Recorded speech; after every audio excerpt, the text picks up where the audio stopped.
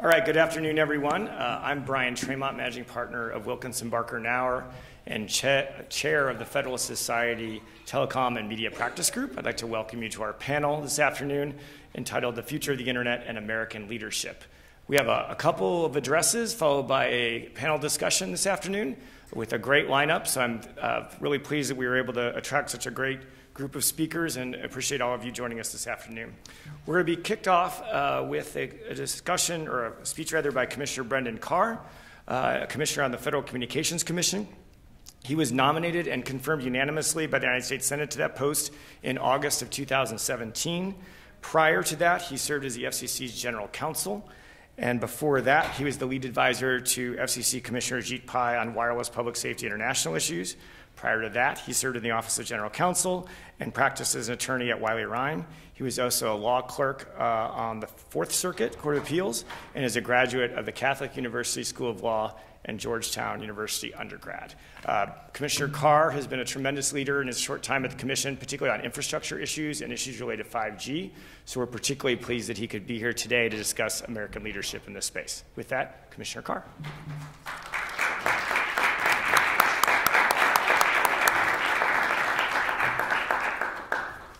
Well, thanks, Bryan, for that kind introduction. When you read the bio that way, it makes it sound like I have a difficulty holding on a job, so maybe I can stay put in this one for a little while.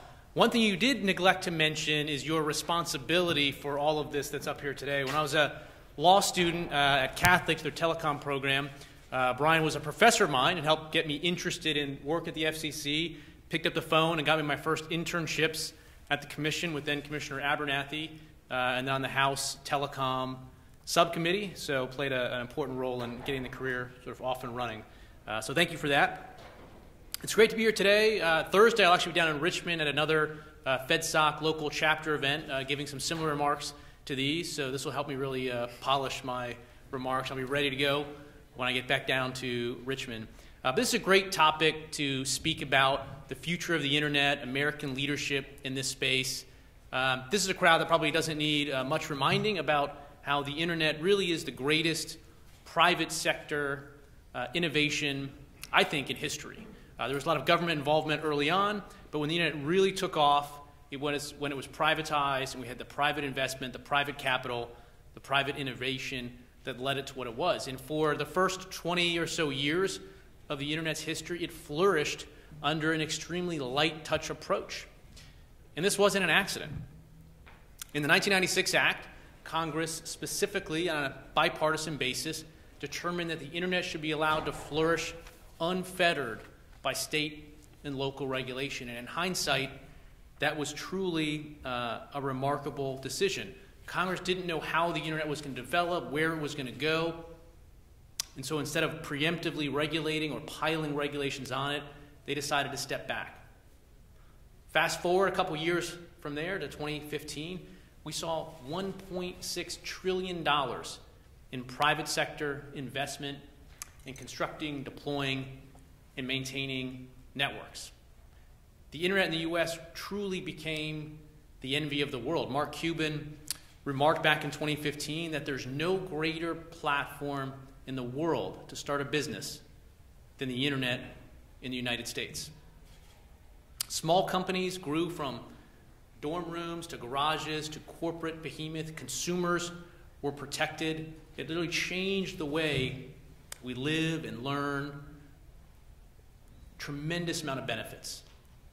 In 2015, however, the FCC decided on a party line vote to go an entirely different direction. It decided to apply what's known as Title II regulatory framework to the internet. This was an unprecedented decision. Title II harkens back to the 1930s era monopoly regulations. The idea is to regulate scarcity. The result is that you regulate to scarcity. The largest internet providers in the country, the Verizons, the AT&Ts, the Comcasts, our records show that that 2015 decision had a negative impact on their investments and on their deployments. But those same companies also have an army of regulatory lawyers that can work through the immense requirements that generally come from this broad Title II framework. There are thousands of other broadband providers out there, most of which, because there's thousands of them, you probably can't name. And they're the ones that are trying to serve in rural parts of the country, to give you the first broadband connection to a community, or the first competitive offering to the community. Those smaller ones were the ones that were hit particularly hard by the FCC's decision to apply this Title II framework to the internet. So we had that experiment for 2 years. We saw investment declining in this space. We saw new deployments being put on hold. We saw innovative new service offerings being put on the shelf. It was a point in time in which I was worried about America's leadership in the internet space. But thankfully, at the end of last year, the FCC reversed that 2015 decision. We went back to the pre-2015 framework of a light touch regulatory approach to the internet. This is going to benefit consumers and innovators and entrepreneurs alike. And there's a lot of discussion around the FCC's decision. Most of what we do, rightly so, at the Commission is below the headlines and, in fact, is nowhere to be found in any newspaper. But our decision on net neutrality on Title II is one that for a little while was front page news. When that happens, there is a lot of misinformation out there. I think if you were to read the accounts, it suggested that it was the end of the internet, or we were going to unleash some Mad Max version of the internet where ISPs were free to block or throttle or prioritize traffic over your traffic. The truth, obviously, is somewhere else. I think some of that was a symptom of our larger political environment right now, where everything is characterized as an existential threat or crisis. Here's the reality. Again, we went back to the same tried and true 2015 regime in which consumers were protected. This wasn't actually an approach where we moved and relied entirely or exclusively on market forces, though I think there's a strong case to be made that in this area where we are seeing a lot of competition, reliance on market forces would have been enough. But instead, we put a number of consumer protections in place. First of all, by reversing that Title II decision, we restored the authority of the Federal Trade Commission. One quirk in the FCC's 2015 decision, when they classified broadband internet access service as a utility, was that it stripped the Federal Trade Commission, which is our country's premier consumer protection agency, of 100% of its authority to protect consumers when it comes to ISPs. So by reversing that 2015 decision, we've now restored the authority of the Federal Trade Commission. They can take a number of consumer protection steps to protect consumers with respect to ISPs. Second is antitrust law. So take Section 1 of the Sherman Act, for instance, which renders anti-competitive agreements per se unlawful. So if an ISP were going forward to engage in an agreement to act non-neutrally, to unfairly block or to discriminate or to prioritize conduct, that would be per se under Section 1 of the Sherman Act. Similarly, under Section 2 of the Sherman Act, it makes it illegal for a vertically integrated ISP to discriminate against an unaffiliated provider. So if you're a vertically integrated ISP, if you have a content portion of your business, you could not, under Section 2 of the Sherman Act, discriminate against an unaffiliated content provider to favor your content over that. And we also have state consumer protection laws that would apply. Fourth and finally is online data privacy and security protections. Again, when the Commission moved in 2015, it created essentially a donut hole where the FTC had strong privacy protections in place. Reclassifying broadband as an internet service provider stripped those privacy protections of all broadband consumers. Now, there was still a statutory provision in the Communications Act that would apply, and then the FCC later tried to fill the donut hole with rules that were ultimately reversed by a decision from Congress using the Congressional Review Act. So by reversing the Title II decision, we again restored consumers' privacy protections that had been in place with the Federal Trade Commission. So I think that the future now is extremely bright. Again, we have gone back to the same tried and true regime that protected consumers, and we're doing away with a heavy-handed Title II approach to the internet, which the record of the Commission, and based on my judgment, was deterring investment, deterring innovation. There's no doubt that there's plenty of room for reasonable minds to disagree about this approach, to read our record differently, to believe that Title II was the right approach. But having looked at it myself, I think that our own experience before 2015 shows us that this was the right way to go. But in a lot of ways, this entire debate about net neutrality in Title II, in my view, is sort of a backward-looking debate. When you get outside of DC and you talk to consumers, to the extent that they care about broadband, which many, many do, what they care about is getting better, faster, and cheaper broadband. And on that score, the future is actually pretty interesting. So one thing that we're looking forward to is what's known as 5G, which is the next generation of wireless service. A lot of consumers right now have 4G service. 5G is going to be faster. It's going to have what's known as lower latency.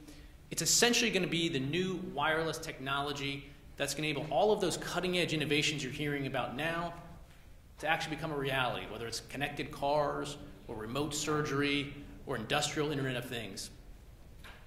But there was a big challenge that we were facing at the Commission when we look at getting 5G across the finish line. And that was that our regulatory frameworks were geared to legacy types of deployment. Going forward for 5G or for advanced 4G, upwards of 80% of new cell site deployments are going to be what are known as small cells. So these are cells the size of a pizza box or a backpack. For 4G and prior generations, the majority were those tall 100-foot, 200-foot towers. So unfortunately, our regulatory regime was assuming that every new cell site that you were deploying, whether it's this backpack-sized small cell, had to go through the same regulatory process as a 100-foot, 200-foot tower. That was a bottleneck that was potentially holding us back from 5G, from getting more broadband to more Americans. So a couple months ago at the Commission, we took a step to update and modernize our rules. One thing that we did was we looked at the federal approach that governed federal review in terms of historic review and environmental review. And we did a couple things. One was that for small cells, we excluded those deployments from the federal historic and environmental review procedures completely. This was not an area where we viewed that regulatory incrementalism was going to cut it. We need to make sure that we're leaning forward so we're going to get more 5G deployed faster and quicker to more Americans. So we excluded small cells from that federal historic and environmental review. The economics that we've seen has shown that's going to make a tremendous difference in terms of deployment. Right now, upwards of 30% of the total cost of deploying a small cell was caught up in these federal historic and environmental reviews. Last year, providers spent $36 million complying with this federal historic and environmental review procedures for these small cells. If that review was producing results in some significant number of cases, then maybe that's worth it. Maybe those benefits are worth the cost. But what we found was that in all but 0.33% of cases, those reviews weren't resulting in any changes or augmentation of a deployment. That's millions of dollars in federal process that could have been used to go towards deployment that were just going into federal regulatory red tape. So we eliminated it entirely. That was $36 million last year. As we see 5G starting to increase, to spike, it was estimated that this year those costs were going to rise to $241 million. And so when you project out over the course of 5G deployment, excluding small cells from that federal regulatory red tape is expected to save us $1.6 billion in regulatory costs. That money can then be used for 57,000 new cell site deployments. It'll create 17,000 jobs just cutting that federal regulatory red tape. That's going to flip the business case for communities that were uneconomical for the private sector to serve with 5G, with advanced wireless service, to being economical. And I've seen it. I took a road trip through the Shenandoah Valley, the western part of Virginia, which you all know because we're pretty close to that. That line works better when you're not in this area. And I saw a small cell that's being deployed in a rural high school in a small town right there, not far from Front Royal. And I talked to the small wireless provider that's serving there. A lot of people here haven't heard of it. But they said that by streamlining regulatory review, they can deploy something like 15 additional cell sites in the Shenandoah Valley. And that may not sound like a big deal. We need thousands of cell sites to get 5G deployed, but that can make a big difference in that rural community. It can get them their first broadband.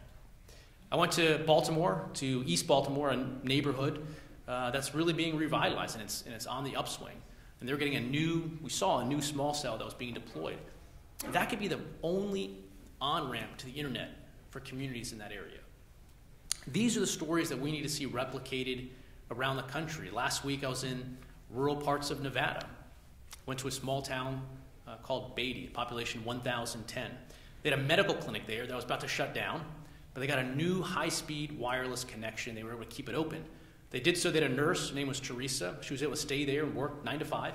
And then you can connect virtually through this broadband connection to a doctor that works in a much larger town. I went there. I saw it. It's amazing. I mean, you literally go with a broadband connection from having health care for this community or not. It makes the difference.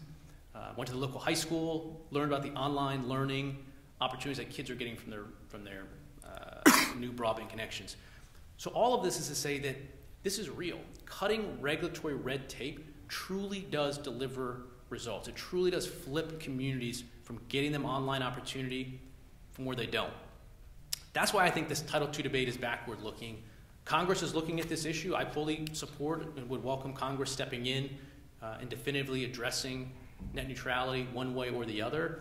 But in the meantime, there's work for us to continue to do at the Commission.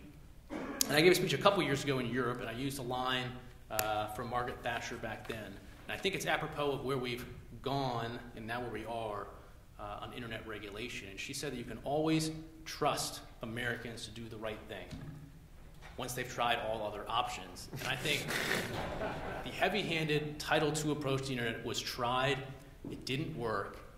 I'm really glad that the Federal Communications Commission was able to vote to restore a light touch approach to the internet. It's going to benefit consumers.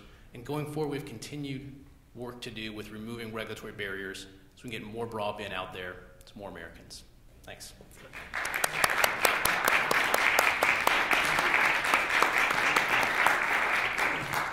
Thank you, Commissioner Carr. And I know Commissioner Carr has agreed to take a few questions from our audience. So if folks would have any questions? If not, of course, I can come up with more than a few. Title 2, Title 3. Well, we can go back to our law school days and I can just call on people in the back row. Perhaps we should talk a little bit about spectrum. So we talked about infrastructure. Oh, sorry. Oh, yeah, sorry, Brooks. Go ahead. Nice try there. Yeah. I'll just throw one out, a little wacky, but maybe a little wonky for this group. But what do you see ATSC 3.0 having a role going forward in terms of complementary to 5G? So we do have a microphone and we'll use it going forward, but Brooks's question was about the role of ATSC 3 and how it fits into this overall equation.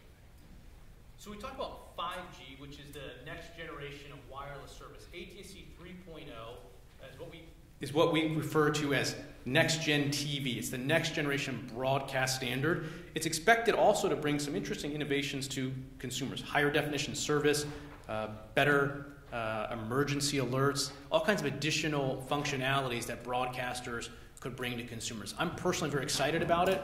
The broadcast industry needed to come to the FCC and get approval to deploy that new technology, and we were able to vote in favor of doing that. And we'll see where the technology goes, but I think the key is to let industry, whether it's the wireless sector or the broadcasting sector, continue to innovate, and let's see where consumers can benefit from that. We have another question. Hi, I'm Diane Katz with the Heritage Foundation. It's great that the FCC, has overturned the order. Yeah, the exactly. internet order, and but the regulatory threat isn't going away. Last week we heard Zuckerberg basically invite Congress to regulate, and a number of other major players in the online space are doing the same thing. So I just wanted your take on the regulation from that end. Yeah. A couple thoughts. So the most controversial in my mind, from my perspective, aspect of this net neutrality debate is what I refer to as this Title II regime. So what the FCC did in 2015 is they reclassified broadband under this old, reticulated, these are all these negative words, Title II framework, and then it hung its net neutrality rules off of that new Title II regime. So in a lot of ways, it's two different debates. What's sort of the legal classification of broadband, and what are the rules that should apply? In large measure, I think there's very little controversy, relatively little controversy, about what rules of the road should be. And that's because a lot of these practices are practices that consumers have long expected and that broadband providers meet because consumers want it. So I think there's some debate, but relatively little debate about what those rules should look like. The bigger debate has been about Title II. So the extent that Congress decides to step in, potentially in an effort to prevent the ping-ponging back and forth between when the executive branch switches over, I'm open to Congress stepping in because I think the rules of the road in many respects aren't that controversial. Other question? There we go. Just following up on that, I know this is outside. Do you mind identify yourself first? Just Mark Epstein, I'm on myself. Excellent. Uniquely. There's been a lot of concern by conservatives about censorship, primarily coming from the edge providers, which came up at the hearings last week. And so I know this is outside of the FCC's jurisdiction, but do you believe that some of the rules that apply to ISPs should also apply to the edge? Yeah. So one point this highlights is that 2015 decision, again, sort of split the internet ecosystem. It left edge providers, the Facebooks, Googles, subject to jurisdiction under the Federal Trade Commission, and it pulled broadband providers solely under the jurisdiction of the Federal Communications Commission. And then once we did that, we then started imposing regulations on one and not the other. I think that was the wrong approach. I think by reversing Title II, we've restored the Federal Trade Commission's authority, and then it can look comprehensively. You know, what should a broadband provider be doing? What should an edge provider be doing? Because at the end of the day, from a consumer perspective, you want to know that your privacy is being respected, that your data is being protected, and you shouldn't have to be either a regulatory lawyer or an engineer and say, well, this is my ISP, and they've got this data, so it's subject to this regime. This is Facebook, it's an edge provider, it's subject to this regime. That's why I think this is better, whether it's the Federal Trade Commission or Congress, to take a holistic view, make sure consumers are being protected, but not have an unlevel playing field when we're talking about actors in the same internet ecosystem. We'll do one more question from the audience. Chris Bowen, I'm with IBM. One of the things that's coming up on May 25th is the European regulation, GDPR, that gives European data subjects a lot of rights if the processor is processing data related to offering of goods and services. This seems to raise the prospect of contradictory obligations on the part of people in the United States who are providing telecommunication services if their services are being used. Does the FCC have any plans to help find harmony with the EU and the GDPR?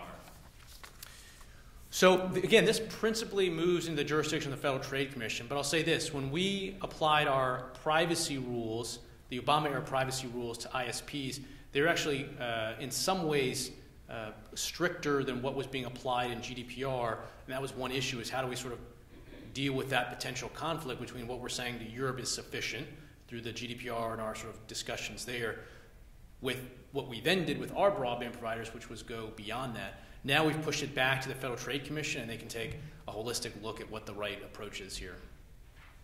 Great. With that, thank you very much, Commissioner. Appreciate your time. Thanks.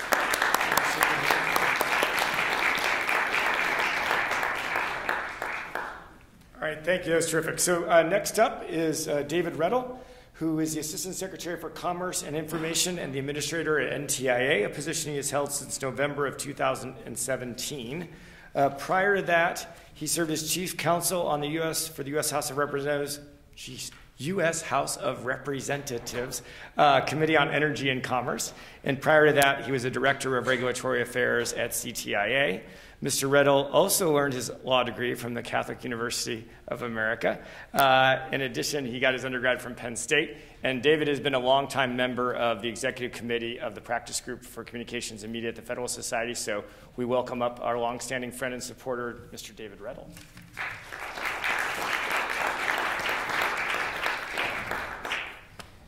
Well, thanks, Bryan. And like Commissioner Carr, Bryan has left out that I also was one of his students. Commissioner Carr was a year ahead of me at Catholic University, and so we've known each other for quite some time, and I'm happy to follow him here today to provide some color commentary on the ways that NTIA works in a complementary fashion within the executive branch to what our colleagues at the FCC do as an independent agency. It's great to be here. NTIA and the Department of Commerce, we spend all day thinking about the future of American leadership, and how to advance our leadership in wireless and in 5G. I'd like to take some time to talk about a couple of our functions, or a number of functions NTIA undertakes, and those would be the functions of our role as principal advisor to the President on communications and information matters, and our role as the regulator of spectrum for federal government users, which leads us to bring spectrum to bear on commercial applications.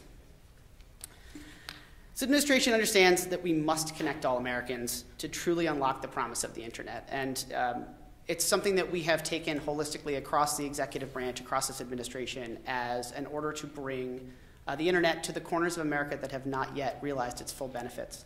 Despite the fact that we have, as a country, had such incredible amounts of investment, as Commissioner Carr noted in his, we still have a digital divide in this country. And we've been spending a lot of time at NTIA working with our colleagues at the Department of Agriculture to look at ways to expand broadband into rural America. RUS's efforts on this front have been in dovetail with us as the co-chairs of the President's Broadband Interagency Working Group. And if I could take a few minutes, I'd like to give you a little bit of information about what we've been working on in that space. The top call to action from the President's task force for rural America was to connect rural America with high-speed internet. Doing so will be transformative for rural America, as it will improve health, as Commissioner Carr noted, education, promoting economic development, and unleashing American innovation. It'll mean more productive farms and small businesses. It'll mean opportunities for job training and for workplace development, and access to advanced technologies and global markets for rural Americans. Our working group is focused in three principal areas. The first area is looking at how to use federal facilities and federal lands to improve rural broadband. The United States government is the largest landowner in America and also has an extensive set of buildings and poles and other assets that can be used to help deploy both wireless and wired assets to bring rural Americans into the current generation of internet technologies. And so we're working with our colleagues across the federal government to find ways to streamline the process of making those assets available. The second area is federal funding of broadband. It will come as no surprise to members of the Federalist Society that there are times when the federal government needs to do a better job of coordinating across itself. The group is working on the effectiveness of various programs and how to make sure that as we have different parts of the federal government working to improve rural broadband, that we have coordination between those groups and those funding streams. In the spending bill passed last month, several agencies were tasked with broadband responsibilities, and we're looking forward to working with them. Those include our colleagues at the Rural Utility Service and our colleagues within the Commerce Department at the Economic Development Agency. The third area for the working group is leveraging federal assets for broadband deployment. And I touched a little bit on this. Interior has a number of towers that we are trying to get streamlined for access to those assets. We're also working to make sure that other fiber deployments that are part of the federal government can be brought to bear on these issues. The Rural Prosperity Task Force also recommended assessing the current state of broadband nationwide, and that's been a more recent focus for us at NTIA. Many of you may have noted that in the most recent omnibus spending bill, there was some funding provided for broadband mapping. We need accurate, reliable data to properly inform private sector companies and other regulators within the federal government how to make decisions as to where money should be best invested to ensure that the benefits of the internet are brought to every American. Congress asked NTIA to work with the FCC and with our sister agencies and with states and local governments with whom we have existing relationships to update the National Broadband Availability Map and to provide good and solid actionable information so we can better target funds allocated to broadband. This isn't a new area for NTIA. We've long been a leader in collecting and analyzing data on broadband adoption, and that data can then be used to inform policy. We have decades of experience analyzing broadband in the United States, and we've seen real results from the work our Broadband USA group has done with state and local governments, who spend a lot of time thinking about how to make sure that their citizens have access to reliable broadband. Moreover, some of these states, in the wake of the last effort by the federal government to provide a map, have been willing to take on the challenge of keeping that data up to date, and so we're looking forward to working with them again as part of this effort. Broadband USA also works with communities to identify resources and provide technical assistance, and we've helped more than 250 communities develop public-private partnerships to meet their connectivity needs and digital inclusion goals. Through events, webinars, and other activities, Broadband USA is bringing together voices across the country to close the digital divide. And as we look into the future, it should come as no surprise that we spend a big chunk of our time on spectrum.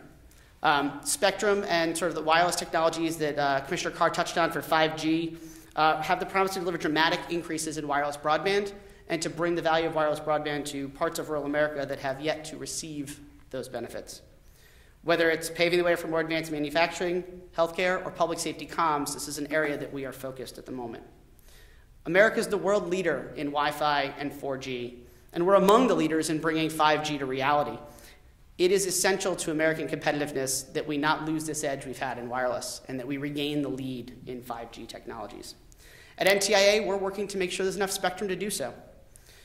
Competitive, ubiquitous 5G in America is going to require spectrum in both the low, mid, and high bands, and one of NTIA's core missions is to strike a balance between the needs of government users and making sure there's effective spectrum available for our commercial sector. Thanks to the efforts of our Policy and Plan Steering Group, the PPSG, which is an advisory committee within the executive branch, NTIA was recently able to announce the selection of 3450 to 3550 megahertz as a candidate band for repurposing to commercial services. Let's be clear, we still have a lot of work to do to make this available, but the value here is that this spectrum is immediately adjacent to the FCC's CBRS spectrum at 3.5, and also would be contiguous with any spectrum hopefully made available through the FCC's efforts on 3.7 to 4.2. So we have a real opportunity here across our two agencies to find ways to make mid-band spectrum available contiguously for broadband services in America. NTIA is committed to developing and implementing these kinds of novel spectrum approaches, and we're happy to see that Congress is interested in these novel approaches as well, as is evidenced by the provisions of Ray Baum's Act, signed into law as part of the budget deal. It included a provision on researching incentives for agencies to relinquish or share spectrum, and it's something that we are actively working on and happy to be doing so. As we look for other tools, we're relying pretty heavily on our Institute for Telecommunications Sciences. This is a part of the NTIA that many people aren't familiar with, but is a lab run out of Boulder, Colorado that spends its time doing research and development work on spectrum interference matters. As I mentioned before, 3450 to 3550 is a candidate band for us and is immediately adjacent to CBRS. The 3.5 gigahertz spectrum for CBRS relies heavily on two pieces of equipment, the spectrum access system and the environmental sensing capability, both of which are currently being tested at our labs in ITS in order to ensure that this valuable spectrum can be brought to market in a way that protects incumbent systems. ITS is collaborating with all the interested stakeholders to certify that they're necessary and get them brought to market as soon as possible.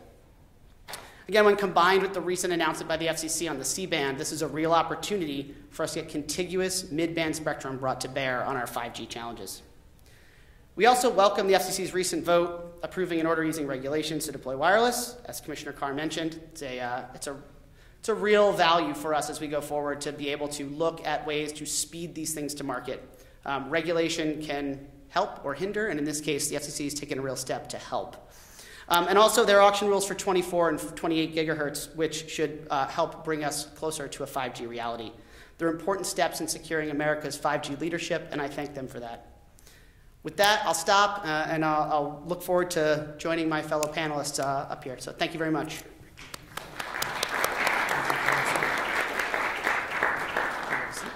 So I'm going to have to bring up the other panelists at this point, and we'll have a conversation. You'll have a chance, the audience will have the chance to ask David and the rest of the panelists a question after we're up. So if Chip and Brad can come on up, that'd be great.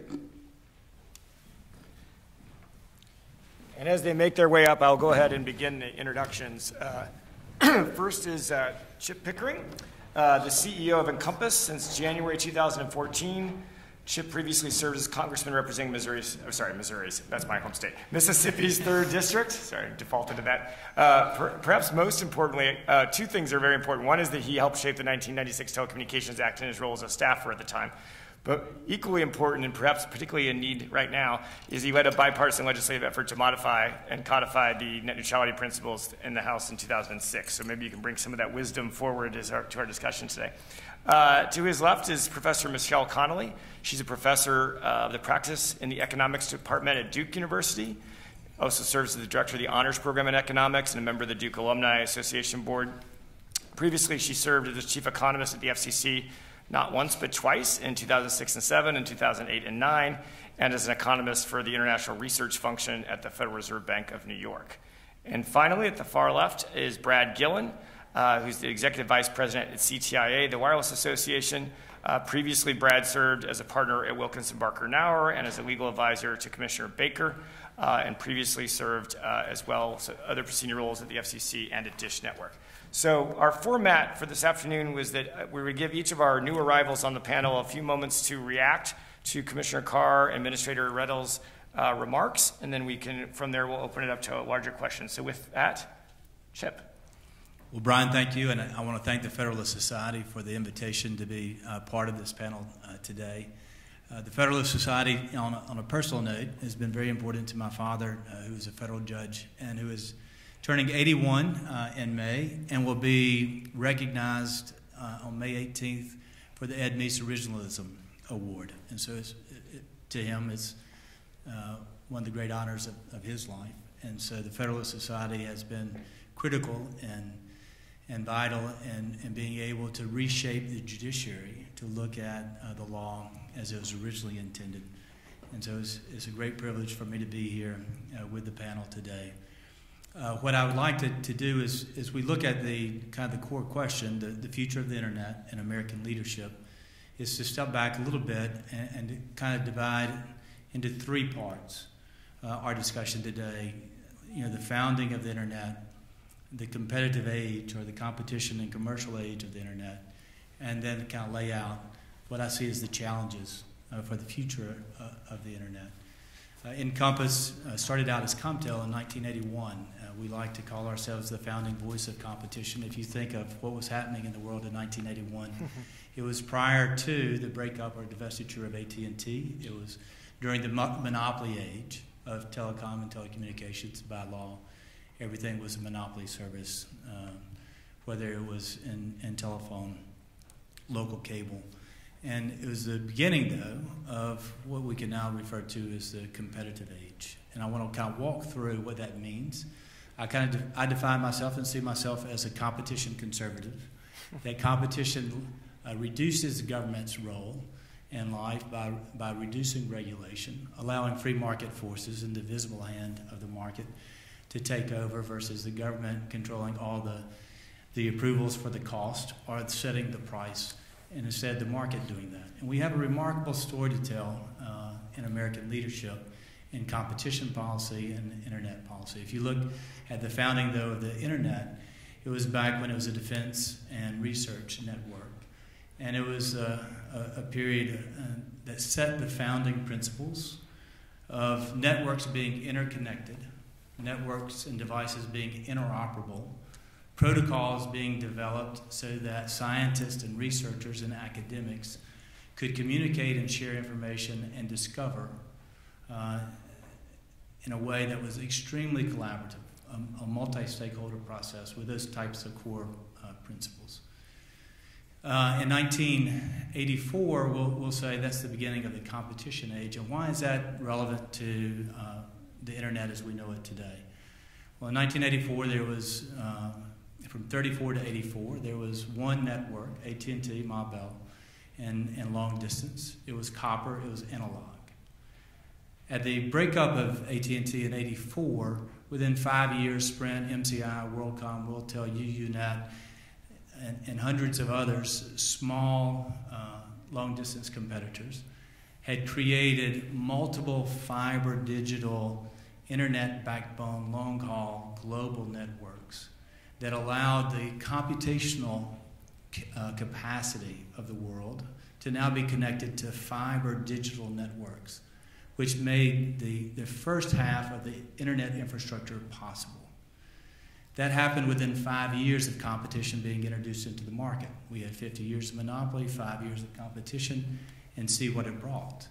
And the world and Congress especially, and Republicans led by President Reagan in the breakup of AT&T, which I would argue was actually the single most important domestic economic act of his administration, if you think about it. It ushered in the competition age. We gained the infrastructure of the modern age in the internet, which has revolutionized as Commissioner Carr said, the single largest innovation in American history, the internet, into the largest global market that anyone could have ever imagined. Congress, seeing that long-distance competition worked in 1992, said to the cable industry, which was a local monopoly, that we want the new entrant, the new technology, satellite, to have equal access to programming content. Now, why is that important and significant? So once satellite could enter the market and compete with equal access to programming, and they were digital, cable, which was analog and could do 30 channels, satellite could do 1,000 channels, cable had to respond to the new entrants, the new technology. And so they built new fiber digital infrastructure in the last mile. So now you have the infrastructure, both the last mile and long distance and global, that is now fiber and digital. Then you get the cable modem, and the commercialization of the internet is now possible. So that worked in wired services. So in 1993, what does Congress do? They say, we're going to end a duopoly policy in cellular. We're going to have competitive auctions where you have up to 7 per market. We're going to create a competitive structure. And we will have a competitive wireless industry. So 1993, first auctions 94, and within the last 20 years, we've gone through 4 generations of new technologies, new networks, and from analog to digital. And it made, if I could hold up my iPhone, it made the iPhone possible in 2007. So the competitive entry and long-distance competitive entry by satellite and cable and the competitive structure of wireless really gave us the infrastructure of wired and wireless that enabled the internet to then really take off. 96, a reform-minded Republican Congress saying that competition is going to be the law of the land, then enacted what is our current law that promotes competition in a light-touch regulatory framework. It made all networks interconnect. It made wireless a competitor to wireline by giving access to wireline networks at a market-based price or cost versus being blocked by high access charges or termination fees. So the wireless industry with interoperability, interconnection, interoperability of devices, those are the light-touch regulatory approaches to be successful in a functioning market. In 1997-98, as a new freshman member of Congress, I got to chair the committee that transitioned the internet from government to private sector, multi-stakeholder domain names registries. And then in 2003, Michael Powell, as chairman of the FCC, set the first net neutrality policy. Kevin Martin, the next Republican chair of the FCC, enforced net neutrality principles. And in 2006, we had a bipartisan bill that passed through the House. I think it was close to 400 votes that codified net neutrality principles. And now we get to Commissioner Carr's points on the open internet. There's not the dissent over the principles, the policies. You could go through the last 4 chairmen, 2 Republicans, 2 Democrats, and you could have a basic consensus around no blocking, no throttling, prioritization. You might have a little bit of disagreement. We believe interconnection should be a key cornerstone of competition policy, and that the FCC should have jurisdiction over the network. As Commissioner Carr pointed out, there should be regulatory parity on privacy and those types of issues at the FTC. The question is, after this going back and forth over the last 8 years, between a 2010 order, a 2015 order, and now a 2017 order, the fear that I have for the internet policy is it is being fragmented and balkanized by now states reacting to the FCC repeal of the net neutrality protections, each setting their own policy, and what has been a national success story is now filled with uncertainty, unpredictability, and fragmentation. I do think Congress needs to step in and set a permanent solution that would codify the 4 cornerstones of net neutrality protections: no blocking, no throttling, no prioritization, and oversight of interconnection. Hopefully we can recreate the consensus, the national consensus the country had around internet policy. And then final, the future is 5G and how we can deploy networks and have spectrum policy. And I want to commend both Commissioner Carr and David Redl for their leadership on the deployment agenda and on spectrum policy. David, over the last, how many years, 10 or so, has been the primary leader in Congress, setting good competition and auction policy. If we can get to 5G first, and as there's a race with China for both economic and national security interest, those are the things that we can do to make sure that the internet continues to be, and our networks, competitive and open, and that we have the American leadership that we need. With that, I will end my filibuster and hand it to I was a little worried around 97 that we were not going to actually get to 18, but it well worked out. Ms. Connolly. Thank you. So I have good news and bad. Good news and bad news. Good news, I got all my notes on one page. Excellent. Bad news is it's about 25 slides on PowerPoint. As an economist, and I apologize if you've heard me speak before, but I always like to actually read the numbers on deployment of broadband because everyone's always talking about it, stating things as if they're well-known facts, and oftentimes what is being stated is completely false. I was at a panel with someone on a very high-level commission, very high agency, and they made a comment along the lines of 95% of Americans only have one internet service provider. Luckily, I had with me the actual numbers, and I corrected the statement. But how'd that go? they did not respond. All right. So let me just say what the actual facts are, not the hypothetical facts, not my perceptions of the facts. These are the facts in terms of the true measures that we have. Now, there can be discussion about how good these measures are, how accurate they are, but these are the measures that we actually have. So in terms of broadband deployment, if we look at different speeds, and if we include satellite, because satellite is now able to get certain speeds of upload and download. If we're looking at census blocks with housing units, so a census block can still be quite large, and the information I'm telling you about comes from a form which only asks if at least one person is receiving service in that block. So you could certainly have a part of a block where there is service and a part of a block where there is not. So this tends to be an overestimate of availability, but it's the only thing we have. If we look at a minimum speed of 100 megabits per second download, 1 megabits per second upload, 100% of census blocks in the United States have that. Have that, at least one provider or more, 100%. 89% of those, 98% have 2 providers or more at that speed. 82% of census blocks have 3 providers or more at that speed. Now, most recently, every couple of years, the official speed at which the FCC recognizes that service is providing broadband is increased. So, for example, in the 2015 order, the order said that in order to be recognized as high-speed broadband service, it now had to be at 25 megabits per second minimum download and 3 megabits per second upload. If we use those numbers, 87% of U.S. census blocks with housing units have that, at least one provider.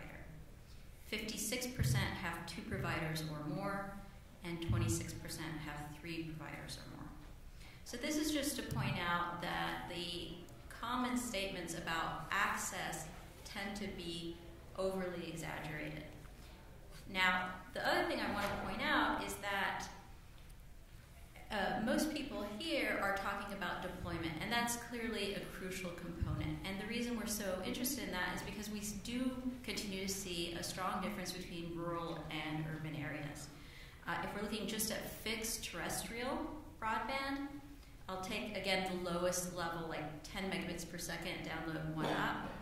In urban settings, 99% of the census blocks have that. But in rural settings, only 84%. So there is definitely a divide that's occurring between urban and rural areas. But more importantly, the divide isn't just between urban and rural. If we look at the Pew Center and we look at the reason, or let's look at the people who use the internet or who have internet access at home. Of those who don't, there are 4 primary categories. People over the age of 65, almost half of them don't have internet access at home. If someone does not have a high school degree, 66% of those individuals do not have internet access at home.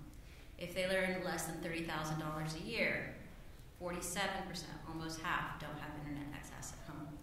And if they're rural, 37% do not have access at home.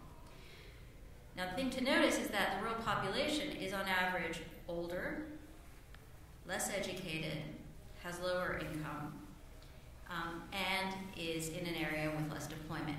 But the point here is that access is deployment is a necessary factor. Without that, no one will be able to access it. But it can be available and still not be adopted. And a large part of this digital divide is a question of adoption and not just access.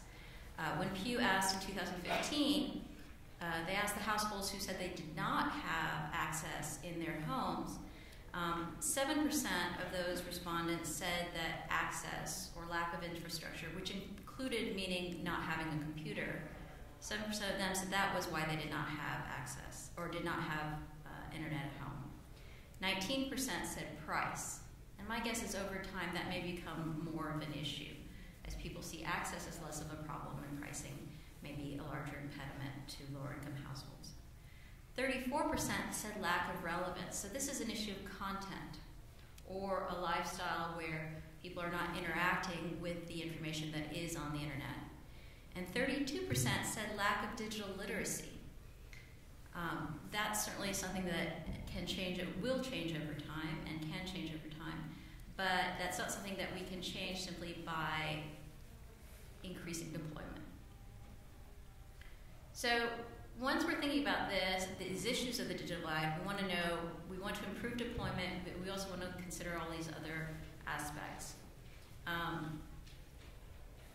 Another point I want to make is in terms of the discussions of the net neutrality order, the open internet order, which was at least justified on the grounds of trying to help reduce the digital divide. It really did 2 things which would only exacerbate the digital divide. One is by blocking pay prioritization, we get something called a waterbed effect. You're creating a block. So there's a market. If someone wants to pay for a certain service in order to get improved quality of service, but the government says, no, that is not allowed, I'm forcing that price to be 0. But you have to provide the service. So that's an implicit subsidy from the internet service provider to a content service provider who might otherwise want and need that. It also means that if they want a super high quality of service, and they may not be able to get that on the average quality of service if there's no differential pricing, then they won't be able to even compete on the market. So in that sense, those edge providers are being blocked out if there's no such thing as pay prioritization.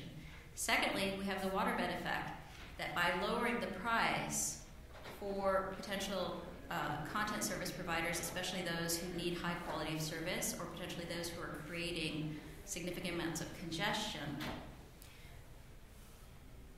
if you push on a waterbed on one end, the other end pops up. So what happens here is you're pushing down the price that the internet service provider can charge for specific types of services.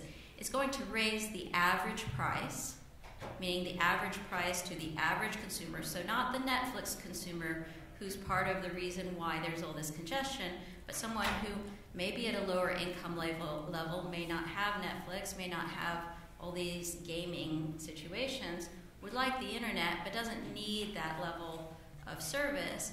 Well, now they're being asked to pay a higher price. So if anything, that's going to make it more difficult for lower income families to have that internet service in their house. Also, it means that an internet service provider is having to eat some of this profit. And that means they're going to be less interested at the margin in deploying to lower income and more rural areas than they would otherwise. So at the margin, the net neutrality order as it was imposed in 2015, but I'm going to refer specifically to the no-pay prioritization, because in economic terms that is a key thing, has a very negative effect on the digital divide, and it's for that reason that I'm very happy that it was reversed. I agree with Chip in the sense that I do believe Congress needs to step in to create some certainty about this regulation, to understand so that people can invest and know what is going to be the landscape for the internet. And I would agree with all the points you made, except for the no-pay prioritization, because as an economist, that's actually a crucial issue. That's not just fluff. That's not just saying, oh, but we don't want a general standard rule. No-pay prioritization is really saying the government is intervening in a market and saying that that market either cannot exist or must exist at a zero price. And for anyone who believes in markets, that's not an optimal outcome. So I make a big point of that.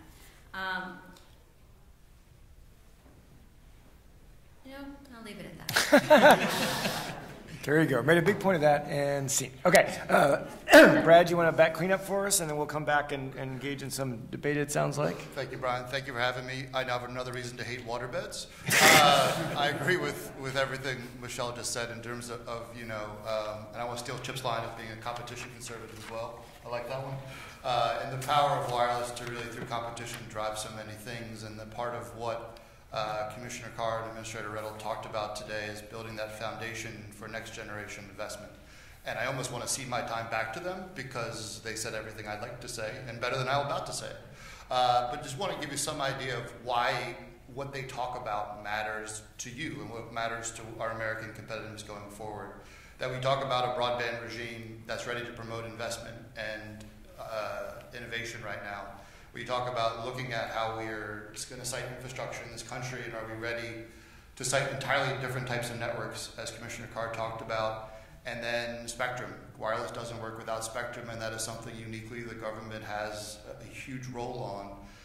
And one of the first things Administrator Redl did was identify midband as an international global priority and moved very quickly to start that process, and we appreciate his efforts there. But I think for us, why do we care about 5G? And I think you've heard about it, and I was very excited that everyone except Michelle mentioned 5G, but we'll get 5G at some point today. And it really is, we are at an inflection point as a country that we'll start seeing these services later this year, which is kind of crazy to talk about. This was always viewed as something 2020 or beyond. We'll have these Jetson-like things. There'll be remote surgery, connected cars, and anything else you liked growing up as some sort of future thing. But it's coming very fast, and it's coming very fast, and we need policymakers' action. And we're very optimistic we're going to get that because of the two you heard from this morning. That they get it. They understand the consequences we're in. That if you're talking about why does this matter for the United States, it's $500 billion to our economy if we get this right. It's 3 million new jobs throughout the country that this platform will support. And the challenge we have as a country is other countries have seen how important 4G leadership was. We alluded to it, a number of us already. And the apps economy is here, in large part because we have the best connectivity. Why do you see innovation centers from international companies like Ericsson and Samsung here? Because we have that connectivity base here. And so China is very much from an industrial perspective, from their commercial sector and their government sector, want that 5G race. We released research yesterday that has the U.S. currently third, behind South Korea and China. And the key is, while the industry is gearing up and ready to invest roughly $275 billion of private capital, zero government money needed, but $275 billion over the next 10 years to build these 5G networks, we do need government help. And again, we've identified already a number of the places where it's important, that we need a broadband platform that creates certainty and doesn't have the state-by-state issue that Chip alluded to, and doesn't have the overhang of Title II and the pay prioritization rules of the Wheeler regime that Commissioner Carr spoke so eloquently about the damage that does to investment. We also need infrastructure reform. If we're going to build these new networks, we're going to need roughly 800,000 small cells in the next 10 years. Under the current rules, we built 150,000 towers over 30 years. It's been a great roadmap to build a giant tower. It's not going to work. We're not going to win that race. And so what Commissioner Carr led last month in terms of federal reform is critical to reduce the cost and speed that deployment. And the next part of that is on the local zoning side, that we need that same focus there that has another impact on deployment. And the last piece is spectrum. And the FCC today announced auction as early as November on high band spectrum. The reports this week really highlighted that as a global race aspect, it's the mid-band spectrum that is really where the U.S. is falling behind. And really it's an opportunity, as Mr. Redl has already identified it. The FCC has 2 proceedings looking at how to do that. But that's something we really need to see happen. So I think we have the ability to win this race, and it's a race that we're all need to and want to win. And we're excited to get that regulatory structure in place to do so. Great, thank you, Brad. So I was going to turn it over to you, David, if you have any reaction to the panelists, or if you want to go to other questions. Let's go right to questions. Okay, so one thing that Chip flagged was this 50-state component. And whether it's infrastructure deployment or privacy or net neutrality, one of the big threats that's been identified by the industry is the notion of moving in 50 different directions when it comes to these policy matters. So I don't know, maybe David, if you don't mind starting with the importance of a national regime on these issues, and then maybe we can have Michelle and Brad also react to what Chip had originally pointed out. Sure, thanks, Brian. When it comes to all of these things, I think it's a pretty well-established principle within communications policy that it makes good sense to have one set of rules. We've seen the results that come. Chip did a much better job of detailing how having uniform policy directed by Congress can really lead to good competition policy at the ground level. On every one of those issues, I think this is not the first time that we've had these conversations. These are long-term, ongoing conversations about what our national policies are going to look like in those spaces. I welcome the discussion, and certainly to the extent that NTIA is participating in those, we'll continue to monitor and make sure that we are informing the president's decisions on those. The administration hasn't taken a position on whether or not we should have a specific piece of legislation there or not, but it's something that we're certainly paying very close attention to. When you think when something like infrastructure comes up, obviously localities are used to having a fair amount of control.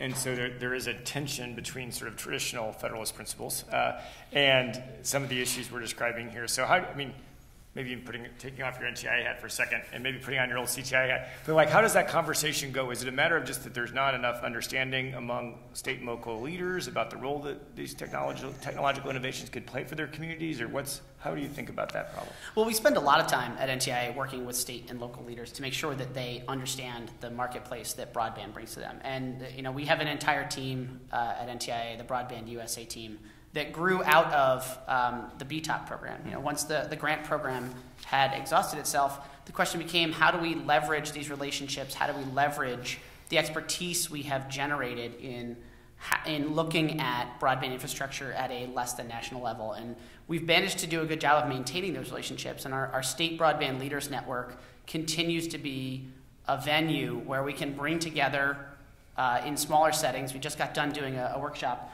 in Tennessee. We could bring together state and local leaders who can then share what's worked and what hasn't in getting private sector investment in their areas. And frankly, we can also use that to leverage our ability to get access to information. States like Minnesota have continued to do a really good job of maintaining maps and maintaining good data on broadband availability in their state. And as we look forward at the larger challenge of mapping within the country, what the infrastructure challenge we're facing is going to look like, having smart conversations with state and local leaders is going to be a critical component of that, and making sure that they know what the challenges they're going to face are. I want to put a pin in mapping because I want to come back to that, but Michelle and Brad, any reactions on the role of state and local government in issues like net neutrality, privacy, infrastructure? Absolutely. I think I would separate infrastructure from the internet, net neutrality and privacy, so let's do those first. And I think from our perspective, the FCC's got the policy right and said that this is an interstate service, and the states are really preempted from doing this. And so I think for us, it's really troubling if you think about kids in the backseat of the car watching Netflix movie, and the internet rules change when they cross over the Potomac River from Virginia into DC rules, into Maryland rules, and your experience changes 3 times potentially, whether it be a prioritization rule or a throttling rule or whatever it is. That's not a way to run this rodeo. And so we really do think that's a place that it only makes sense for national rules, and that's part of the reason we've done so well from wireless policy and internet policy, is that we have focused on a federal regime. On the infrastructure, I actually don't think there's really a difference today from where we have been since 1993, when we've always said there's a federal policy in support of nationwide wireless services. And that requires guardrails and guidelines to local states and communities. They can say yes and no. They have aesthetic and zoning and safety concerns, but it is completely the federal government's purview to say, you can't require wireless things to be built underground. It doesn't work that way. You can't just say no.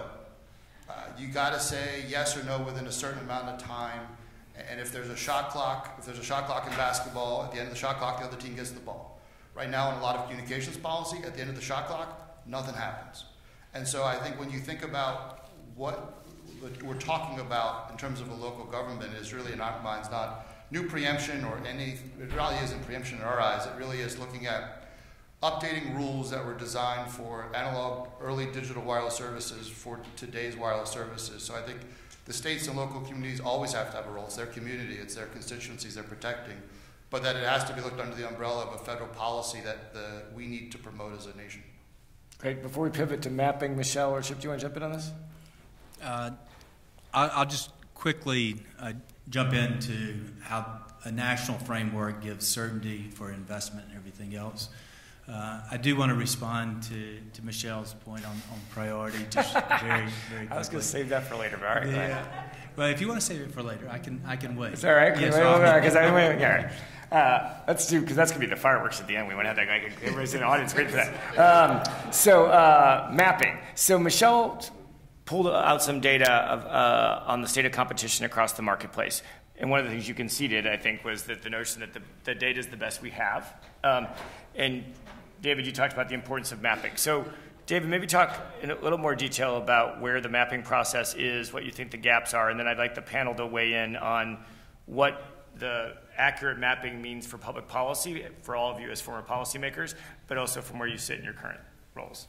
Sure. Thanks, Brian. So in the most recent fiscal year 18 appropriations vehicle, NTIA was given $7.5 million to go forth and try to find ways to improve the national broadband availability map. As Michelle noted, the data we have is the data we have, and it serves as a good starting point for us to continue going forward. But I think I don't need to pile on. I think a number of people have already commented on what they think the downfalls are of the current data set and the need for additional, more granular or more validated data. This is an issue that NTIA filed on behalf of the administration with the FCC recently, figuring out ways to improve the FCC's Form 477 data. The FCC currently has the best data on this, at least in terms of the federal government. And unfortunately, that data still lacks the kind of clarity, the kind of accuracy, and the kind of granularity I think that everyone acknowledges we would like to have. We're now taking the money that was put forth in the appropriations vehicle and trying to figure out what the best way is to use that $7.5 million to augment what's already being done. And that's figuring out what data sets do we have within the federal government that we can bring to bear on this challenge. It's how can we work with the FCC and the work they've done. And they've done great work in taking the data they have and finding ways to present it in ways that both consumers can use it and ways that policymakers can use it. How can we take all of that in and find ways to make it more granular and more usable for policymakers?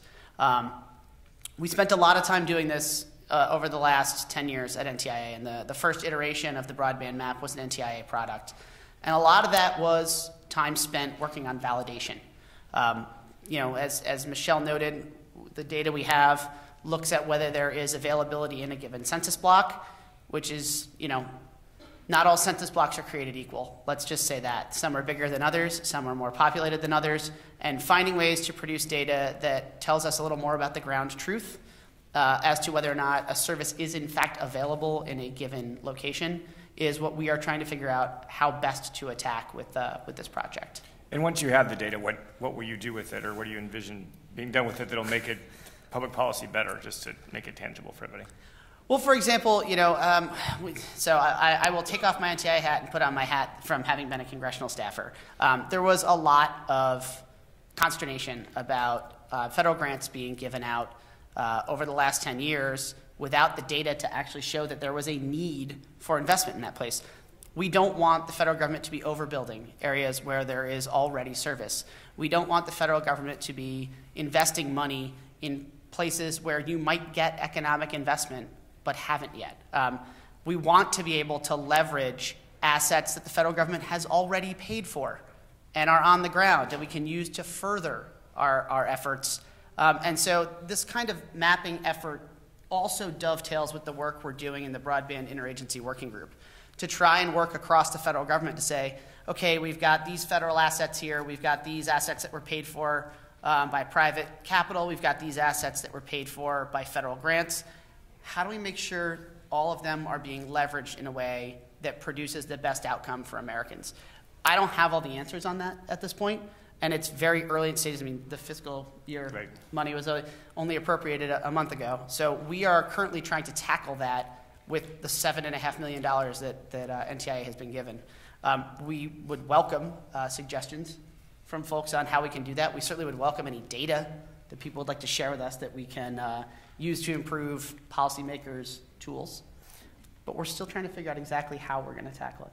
Michelle? So I can give a really concrete example because in my lab we've been looking at the Form 477 data. In the debate, when people were talking about the impact of the open net order on investment, people were showing these aggregate numbers, but they were aggregate numbers on total capital expenditures. And it was impossible just based on that to know, okay, we can observe that this has happened. We don't know where it's happening within the United States or why it's happening. And without being able to look at it at a granular level, you don't really have the information to disentangle those issues. So you can make an observation, but you don't know what the causality is or how much of it can be attributed to one factor or another.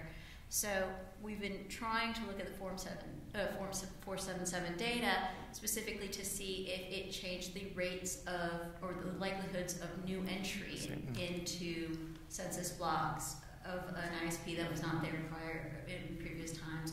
Also to see maybe what might be happening to the average speed or the max speed, and if that's rate of change was impacted by these things or not. But even by working as hard as we can, we're very limited because it's so chunky, and also until 2016 a lot of information was voluntary. Right. Yeah, so if you're trying to look at time series, it's very difficult. I know with the previous economists, when we were working at the FCC, we wanted to look at things over time. The data set had not been linked to identify firms consistently over time. They do that now, but that did not used to be. So there's a big issue that if we're spending all this time to get the data, there really is a value to organizing it, to making sure that there's enough granularity that it's useful to say something, and that it is useful for someone who's not working at the FCC, because part of our big, or my thought on the disconnect between the general population and trust in government is the fact that people keep just making random statements and not backing them up with any facts. And if a lot of the data I'm talking about are publicly available data, but I've worked at the FCC and I have 9 people in my lab, and it still takes us a year to collect some of this stuff. So that should be part of the job, not just for the FCC and making their own policies, but also to demonstrate to industry and to the population that when we are making these decisions, it's based on real information, and they can at least check for themselves to see if what we're saying has any validity or not. Do any states or other countries do a better job on mapping? Is there some place to point for a model? Well, I can't say that I don't know necessarily about other countries or or other states. One thing I do know for some other research of mine, we ended up getting data from Ookla, which has the speed data test, because that was much more, there was more information in that data than what we could get from the Form 477. So it shows that there's a private incentive to collect a lot of this, and that might be something that the FCC should look into, how they might bridge that. Can crowdsource the whole thing. Brad or Chip on this one? Sure, and I think the idea of what NTI is endeavoring and what the FCC has worked on the Mobility Fund and others is really, there's a limited amount of money available to help make sure all Americans benefit from broadband. And the worst thing to do is to spend that money for those that already have it, because then you're overbuilding somebody who actually built it with private capital, and you're not actually solving the problem for the Americans that don't have that connectivity. I think one of the things we always struggle with as the wireless industry, and sort of a lot of what Michelle started talking about, wireless sometimes doesn't even count as broadband with these maps. It's like we don't exist. So I think part of it is the reality of American consumers increasingly pick wireless as their broadband solution, and there's economic reasons for it, there's choice reasons, but that you can't have a conversation, you can't have a broadband map without wireless to really tell the story of where we are as Americans. And I think the only other thing I say about maps is we have to find the right balance, and that better maps require better data, but that data also comes with cost. And that the amount of how many times different carriers are asked for data by different people, we need to make sure we're doing this in a way that makes sense. It's similar to how they do it in their own businesses, and also respectful of this is really commercially sensitive information about where facilities are, where towers are, that everything Michelle wants to see as to how a company builds census tract to census tract. I don't want that guy to know that. And so we just need to make sure we have that balance of getting the right data, but also respectful that it is not without cost. Let me just add real quickly, getting the right data is very important. And to the larger point, if you ask most Americans, is there enough competition for wired broadband service? And the answer would be no, especially in rural markets. If you look at wired broadband, and this is where Michelle and I would disagree, and even the FCC would say that wireless and satellite are not very good substitutes for wired broadband. And for the vast majority of homes and businesses, not census tracts, but homes and businesses where actual people either work or reside, an overwhelming majority of the American public has a choice of 1 to 2 at most. What we do want is a competitive market structure more like wireless than what we have on wired. And this is where the effort by the Commission and Commissioner Carr is so critically important, and the mid-band spectrum auctions are so important. How do you get fixed in fiber and new entrants? Because once you get new entrants building new networks, you'll see what's happened in Detroit with Rocket Fiber, in San Francisco with Sonic, Google Fiber, and Austin and Utah, C-Spire Fiber in towns like Jackson and Starkville, Mississippi, is that once you get a third entrant into a market, then capacity, then the incumbents respond. They build new networks and new capacity. They lower their prices. They improve their service. And then everybody gets better broadband, and we get abundance. And the other thing is, and this gets into the priority, people go from limited to unlimited. They go from priority and preference to equal access and abundant supply, both broadband and the content that flows over the networks. So pivoting to competition, I think it's a great segue. How are we doing as a country compared to the rest of the world? And Chip flagged a number of places where competition policy is really essential to making sure we're driving value for consumers. Are we doing the right things when it comes to competition policy in this country today? I don't know, Brad, Michelle, David, whoever would like to pop in. I think I could be pretty brief on this. I think we're doing a great job. In terms of looking at the amount of choices, you could go to Pentagon City Mall and change your wireless carrier 4 different times and probably get 2 new phones and maybe even a coupon by the time you're done. So I really think that we have a competitive environment out there that's driving great results for consumers. I think the proof is in your bill that you have wireless service went up speed 19% last year and the prices went down 12%. There are very few industries anywhere that could say something like that. So I think a lot of that is driven by competition policy that supports 96% of Americans have 3 or more 4G choices. Most Americans have the full 4. So I think for us, we have a foundation in which let us compete and let us do the best for Americans, and I think we have a structure right now in place that's happening. I think I would also be remiss at this point if I didn't put in a plug for the work that is being done by both the Department of Commerce and by the FCC to help spur deployment of new satellite platforms for broadband. The FCC's recent action to make licensing for small sats streamlined, as well as the efforts that Secretary Ross has been undertaking within the Department of Commerce to streamline the functions of the department within an Office of Space Commerce that will be under the Secretary. I think we're all trying to find ways to promote that platform as a competitive platform with this next generation of small sats and the large constellations that we're looking at. Okay, anybody else, Michelle? Right? Okay, well, I want to pivot. Speaking of Secretary Ross, we've had a big week, and I can't say when we put this panel together we saw this coming, but I'll take full advantage of it nonetheless. It's been a big week on national security issues for telecom infrastructure. We saw the action by the Commerce Department yesterday against CTIA. The FCC launched a rulemaking today about the role of certain manufacturers and who should be or not be receiving universal service support. How do issues related to supply chain fit into U.S. global leadership, and how should we look through at that problem through this lens? I'd like to. Yes, I'll start. Certainly, I'll take from where you went on the action taken by the department this week. That's not NTIA's. That's our Bureau of Industry and Security that took action with respect to ZTE.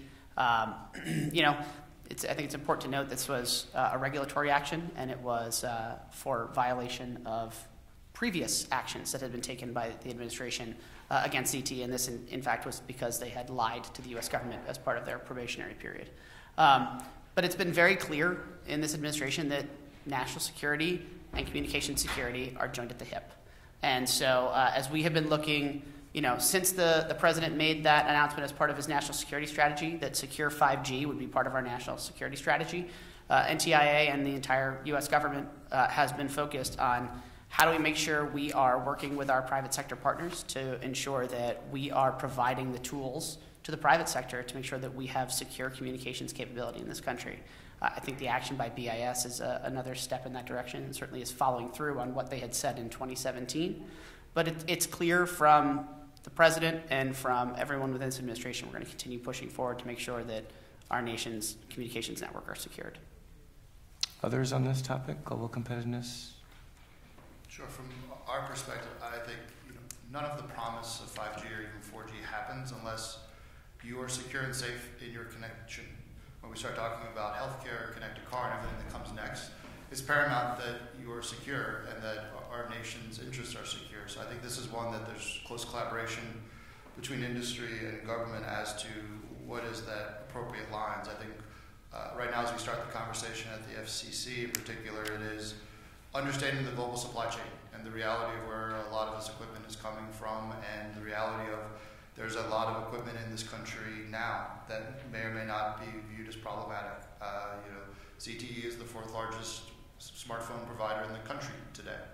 And so I think we just need to make sure that we look at this from the impact on Americans, on our safety, and I think the FCC started a process, and this is ongoing conversation happening on the Hill in the administration, and I think it's about finding that right balance of preserving our national interest while also recognizing this is and will always be a global market. I just want to make a comment from the perspective of an economist, this is perhaps not the best analogy, but I think that we worry a lot about safety in our cars, right? And most of our cars come from lots of different countries, or in fact, each car probably comes from 20 different countries because different parts are made in different places. So the governments have always been interested in protecting us, and there are means by which to do that without precluding all foreign dimensions within the supply chain. And when you do that, or if you do that in too free a fashion, you're really going to diminish the productivity growth and the growth in the sector, and that would really be harming the U.S. consumer more than anything else. Now, of course, I'm saying that without saying that you give away all American information and military intelligence and things of that nature. But inherently, everything you're touching right now comes from many different countries, and it doesn't necessarily put us at risk. Okay. So speaking of risk, we talked a lot about internet openness and the importance of it. I'm going to let Chip get back to his prioritization point here.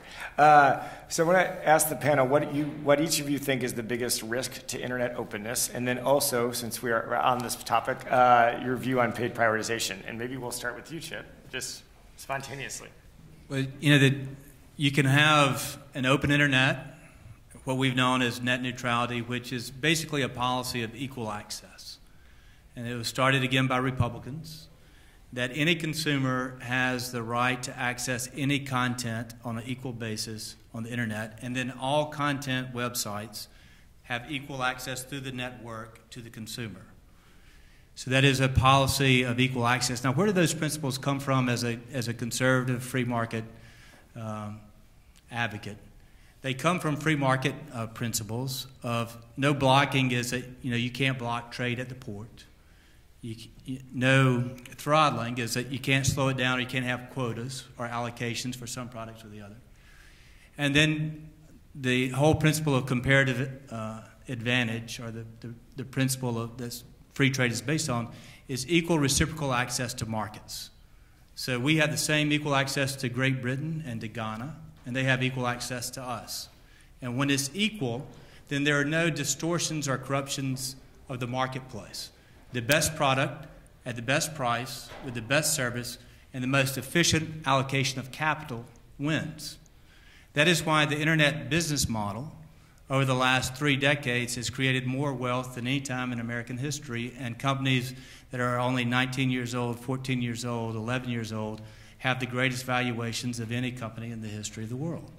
It is because of this principle of global, international, equal access, connectivity, and content flows that do not have distortions or gatekeepers, don't have unequal treatment. Now, if you want your internet to be like cable service, raise your hand. If you want it to be like the postal service, raise your hand. If you want it to be like airlines, raise your hands. Those are systems of paid prioritizations, and they're not very efficient. And consumers in the market are rejecting them. 22 million people cut the cord last year on cable. The streaming revolution is in full force because they're creating great content that consumers and the market wants. Netflix will invest $10 billion into original content next year. Again, paid prioritization will only distort the market, and they'll put Home Depot at the advantage over small-town, Main Street, rural hardware stores. One will pay a priority, and one will get a slow lane. Now, that's not the way the internet works today, nor should it. So actually, that is the way it works today, because Netflix pays content delivery networks to hold content closer to the subscribers so that their content can arrive more quickly to the subscribers. So even under the open internet order, it was perfectly legal to have some type of prioritization as long as they were paying a content delivery network and not the ISP. So that is not entirely true in that sense. Also, the issue about paid prioritization is really not about what is available, but it's about quality of service. So Chip mentions the best service. If you are trying to offer a service that absolutely needs a guaranteed quality of service, so if you're doing open heart surgery remotely, you cannot have information lost halfway through. What happens in congestion, so these are not actually, and I only learned this like 2 weeks ago at another event, but apparently it's not that there's actually a fast lane and a slow lane. There's just one lane, and when congestion occurs, packets of information that are being transferred, if there's congestion, some of them have to be dropped out. And it can either they can be randomly dropped out, or they can be selectively dropped out. So if you have a service that requires a guaranteed quality of service, you could pay to make sure that your packets are prioritized so that they are the least likely to be dropped out. That doesn't mean that the other information cannot go through. It's only going to be in the situation of congestion. And when the congestion, more than 80% of the data that are going over our broadband lines are video content by the exact same groups who were lobbying for the net neutrality proposition. So, there is already some type of prioritization. It just that CDNs could be paid for, but ISPs could not. B, it is about allowing competition through quality of service, as opposed to forcing just one type of quality of service. I would argue that I'm really happy that I have the ability to pay for 2-day delivery of mail versus just regular mail. I think that's better. I think as a consumer, that's better. So, anyways, as an economist, that's not a point I can relinquish. Chip, I suspect you'd like to come back. We're going to throw it up to audience questions after this little round robin, so go ahead, Chip. A couple of things. One, the CDN really is a conflation. They're networks that create greater efficiency and storage at the edge, so that the edge providers or Netflix or content companies can deliver the content, have it stored efficiently, and then delivered to end users and consumers effectively. It is not a priority system. It is an efficiency network. And there's a vast difference between an ISP market, where you have only one or two choices for the vast majority of Americans, and CDNs that are very, very competitive in transport and transit, where you have multiples of providers of those CDNs, from AT&T, Comcast, to all the content companies, to CenturyLink, to Level 3. One is a competitive market that is bringing billions of websites and millions of apps and streaming and video, and the CDNs simply are the way of storing it efficiently to then go through the last mile in hopefully in a competitive and equal basis. Final volley. Just sort of the wireless industry's perspective, because I think a lot of the net neutrality debate comes down to something Chip just said. There's one choice. You got 4 for me, but the rules are still the same. And so I think the struggle that we have is the role of competition to control this. Because we all want to go wherever we want on the internet, 100%. And we all want these next great things to come, and we're not really sure how they're going to work. And I like Michelle's formulation of quality of service. That we're going to need quality of service around how Carr, a healthcare service, is going to be provided. And we can either have government in 2018 say, these are the rules, this is what prioritization means, it applies to everybody 3 years from now, or do we say, in a competitive market like wireless, we're going to let the companies figure out what Americans want, what is that quality of service, and that I am confident, looking at the Twitter accounts of the CEOs in our industry, if anyone's blocking anyone, or anyone is doing anything to create money or leverage, the other guys are going to kill that guy, and people are going to run with their pocketbook. So I think when we have this conversation about, it isn't whether or not you want to go wherever you want, it's what's the best way to protect that. And we think that particularly in an industry like wireless, there is the competitive ability to check that behavior and create the flexibility to figure out what Americans want and how this technology evolves. So I think it isn't a matter of the end point, it's about what are the consequences of getting it wrong in regulation versus the power of competition to drive the better result. Let me maybe step back and reach a point of agreement, our consensus. We do support, and maybe sometimes our language we talk past each other, specialized services like telemedicine, connected cars, what needs to be a dedicated, secure, reliable service, we support. And some people might say that's a paid prioritization. We look at it as a specialized service. If the broader broadband internet access service is treated on an equal access basis, that's the way that part of the market should be. There are some services that should be dedicated and specialized, which we would support. All right, audience questions? Go ahead and use the microphone before I get yelled at, because we had an incident before. I try not to get in trouble. Sorry. Hi, Professor Connolly. I had a question for you, Ray Hashem. So one of the things that I thought was really interesting that you mentioned about pay prioritization is one of the concerns everybody has about net neutrality is this idea that ISPs could charge both ends of the connection, the user and the edge provider. And if you look at other countries, sometimes that's not a bad thing. So in Japan and Hong Kong, the transit providers charge the user, and they also own the real estate around the store, right? They lease out the property around the train station. And so they are able to capture what would otherwise be an uncaptured externality. So what do you think? Do you think that the ability to charge both ends would necessarily be a bad thing for ISPs?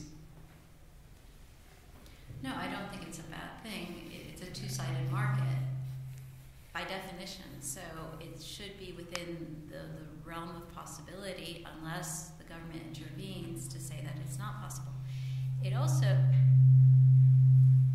simply because it's allowed doesn't mean that there will be a positive price charged. For most content, there would be no reason for that, and there'd be no positive price charge for those types of things. But for services that absolutely need it, in this case what Chip's calling specialized services, but it could also be, I'm happy to call it specialized services, but then who defines if you qualify for that status? I never expected a self-driving car 10 years ago. Who's to know what in 15 years needs that same qualification? So I think it's a market. We should allow the market to function and to function freely, unless there's a case of legal wrongdoing, in which case we have laws in place and we have had previous fines for firms who are not behaving properly. When you think of secondary markets, two-sided markets that work particularly well, I often hear newspapers, credit cards. Are there other places you point to? Credit cards is the prototypical example. In fact, that's how one of my students first taught me about the Waterberg effect. Ah, very good. Right. The idea that Brad's favorite. Right. Hi. I have a couple questions. The spectrum, when you speak about it to people, a lot of times they say, "Oh, the mall in LA." They don't have an understanding of it. Right. And one of the things after the Sprint Nextel was the whole thing, people learned, or certain people, doctors and whatnot, were going to investment seminars where they could buy into a license. Right. And so we have all this real estate in the sky now. And the public doesn't understand it, and they don't understand how they can buy into it and the licensing process of it. And there are some companies out there that have been disingenuous, I guess is the best way to put it, in how they've tried to sell it and how they've tried to put together sections of it and everything. But why isn't our government explaining it to people and what their benefits can be in buying a license and holding on to it and then finding a company they can work with their license, and not having the government fund it, but let Americans fund it and Americans make the money on it? Great. A $1,200 license, people have turned around and sold for $1 million. And I appreciate the question. We should have asked people to identify themselves, and I didn't ask you. I apologize. Oh, I'm Janice Wolk, Grenadier. Great. Welcome. So, David, you have the spectrum chart. I think you should be able to explain this to all of the American people, and we should just make that. Gee, thanks, Bryan.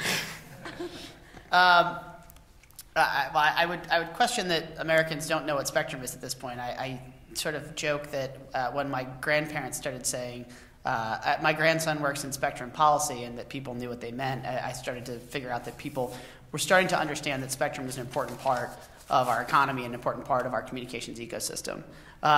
As far as the ability for average Americans to be involved in purchasing licenses, we don't sell any. The Federal Communications Commission handles that. I wish Commissioner Carr were still here. I'm sure he could have a more fulsome conversation with you about how you could get your hands on licenses for various services. The vast majority of licenses at this point are auctioned, and they're auctioned as part of well-announced and advanced auctions that the FCC conducts, and many of Brad's member companies are participants in those auctions, and they spend billions of dollars and proceed to invest many multiples of that in building out the infrastructure. To the extent that there are people that are getting access to licenses and holding onto them and not using them, that's a problem the federal government has been trying to solve for decades. We don't want to see spectrum used inefficiently.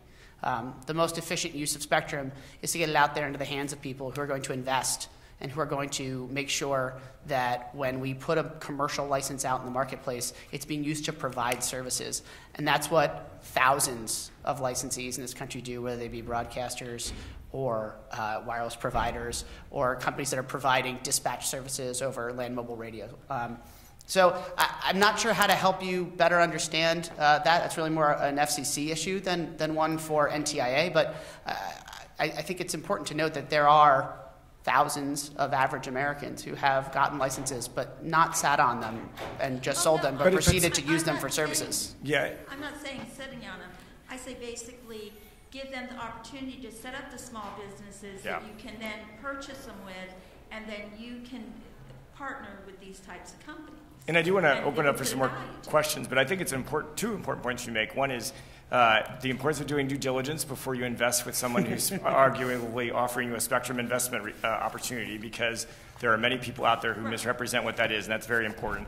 The other thing, which David alluded to, is spectrum is available in many different shapes and sizes, right? Tomorrow you can go get a ham radio license, or you can get a site-based license, which does not cost you money. True. There are auctions that are not multi-billion-dollar auctions, but are smaller slices of spectrum that are more accessible to the average American. And there are bidding credits available for small businesses to participate in those auctions. Those bidding credits go up to $250 million-ish, to a fairly large number. And so there are some, and there's, at the FCC, there's an Office of Communications Business Opportunities, which is designed to help people look at opportunities to participate as a small business. So there's a few different tools out there, but before you go giving your money to a speculator, you want to make sure of what exactly you're getting your hands on, because that has been a big problem for the Commission. And there has been fraud actions brought by state attorney generals and the Department of Justice against people who have done exactly that. Right. So, I understand. Additional question from the audience? All right, my quick exit question. What do you think is the one communications issue that most Americans are worried about? And then what's the one issue they actually should be worried about? I mean, I'd be crazy not to pile on with net neutrality. There you go. That's the one that everyone is worried about. Only 22 million people have heard and shouldn't be. But I think the one that people aren't worried about and probably should be, and one that people don't really know as much about, are the challenges in international fora. We are in the middle of preparations for the Plenipotentiary Conference at the International Telecommunication Union, which, again, the vast majority of Americans have never heard of. But is the agency, it predates the UN, but is part of the UN, and helps coordinate telecommunication regulation between countries, and perhaps more importantly, their radio communications sector helps control satellite allocations and frequency coordination across the planet. It is one of the most important agencies you've never heard of, and one we spend a lot of time working with to make sure that American interests are not negatively impacted. It's a great one on global leadership. Chip? So, I think the question that most Americans should be worried about, because it will have the biggest, I think, largest impact for the future of the Internet, is the race to 5G.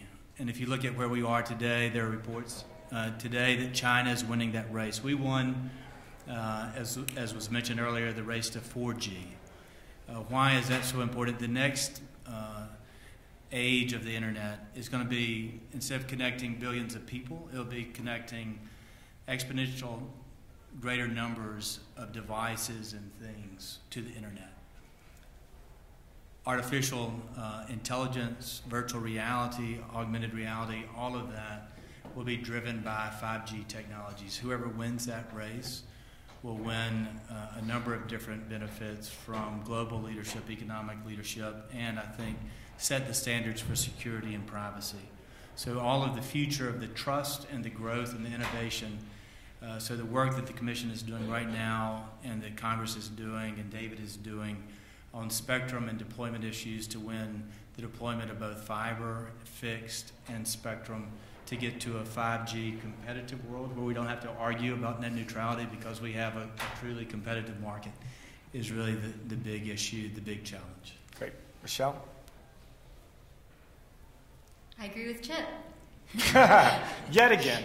No, but I think, so I agree, but I would frame the statement slightly differently. I'm not one to worry about races, mainly because I come in last always. But if we want to be a leader, if we want to set the standards, then it's highly important that we not isolate ourselves from the rest of the world and their communications sector. If they are no longer allowed to produce for us and we are only producing for ourselves, then that makes it highly likely that we will not be the leader and that we will not have a say at the table as to how things will be developed elsewhere. And as important as we are economically, we are becoming smaller relative to the rest of the world. So we need to keep that in mind, that we want to be developing this, but we want to be developing this in a global fashion. And Brad, close us out. In terms of what they should care about, I would combine the three. I think it really is, how do we participate in this global economy? How do we recognize the importance of winning this global race for everything we want? We don't want this innovation exported overseas. In terms of concern the average American has, I still think it's privacy. I think the last month in the city has reminded us that there are a lot of people that hold our data in ways that we don't always know, and there should be a common set of rules and a common understanding of what's okay and what's not, and one regulator. And I think anything the last month said that we can't get to that 5G place, we can't get to that connectivity if we all don't understand what data we're sharing and when we're sharing it and who has access to it. So I think the average American, they care a lot more about that than anything else we do. Great. With that, I'd like to round of applause to thank our panel. Thank you guys for joining us. Great job. And we're proceeding to a break. Is that right in the main foyer? The reception from there. Thanks.